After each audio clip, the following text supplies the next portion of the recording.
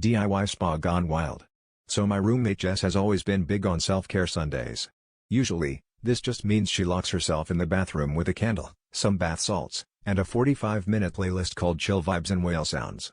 But last weekend, she barged into our living room with a suspiciously large grocery bag and a glint in her eye that I now recognize as DIY impulse danger. She declared, "Spa day is going budget," and started dumping out cucumbers that looked like they'd seen better days, maybe even better centuries. Naturally, I was curious, and a little scared, so I asked if she'd found a new Pinterest hack. Jess just grinned and said, "You haven't lived until you've experienced hydrotherapy in a salad spinner." At this point, our other roommate, Matt, wandered in, took one look at the pile of questionably green cucumbers and the salad spinner, and mumbled something about leaving before someone gets exfoliated into the ER.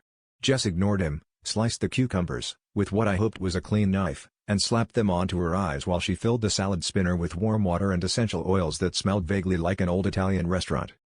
With all the pride of a mad scientist, Jess stuck her feet into the salad spinner, began to crank the handle, and immediately realized she'd forgotten to account for centrifugal force. Water and half a cucumber shot across the room, narrowly missing Matt, who was now hiding behind the couch. Jess, undeterred, just said, "It's called a splash zone, look it up."